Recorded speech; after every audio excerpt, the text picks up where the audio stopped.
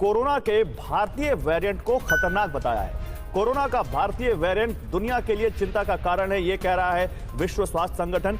बेहद तेजी से फैलता है कोरोना का भारतीय वेरिएंट, ये कहा है डब्ल्यूएचओ ने। और वैक्सीन को भी मात दे सकता है भारतीय वेरिएंट, लेकिन ये नहीं कहा कि कौन सी वैक्सीन, क्योंकि अभी कुछ दिन पहले ही, 1 या 2 दिन पहले ही, जो डब्ल्यूएचओ की अधिकारी हैं सौम्या स्वामीनाथन, उन्होंने कहा कि अभी तक के जितने वेरिएंट हैं उनके खिलाफ वैक्सीन कारगर है। अब डब्ल्यूएचओ ने कहा कि भारत में मिला कोरोना वायरस का वेरिएंट बेहद खतरनाक है। भारतीय वेरिएंट वैक्सीन को भी बेअसर कर सकता है। डब्ल्यूएचओ ने ये बड़ी गंभीर बात कही है। ये जो नया स्ट्रेन है ये बहुत यूथ को टारगेट कर रहा है, बच्चों को टारगेट कर रहा है।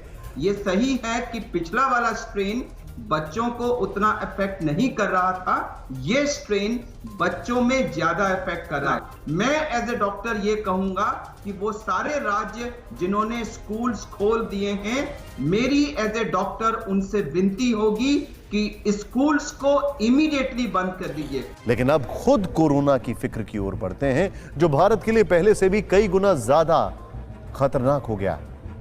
पिछले दिनों देश ने एक के बाद एक कई त्योहार मनाए, घनघोर लापरवाही। अब फिक्र यह उठ रही है कि हमने दिवाली और छठ तो धूमधाम से मना ली, लेकिन क्रिसमस भी क्या वैसे ही मना पाएंगे? पंजाब में फेस्टिव सीजन के बाद संक्रमण बढ़ा है और उस हिसाब से इस महीने के अंत तक डेली कोरोना केस में 300% की बढ़ोतरी हो सकती है। लद्दाख में बीते 5 दिनों में डेली न्यू केसेस में 118% का इजाफा हो चुका है।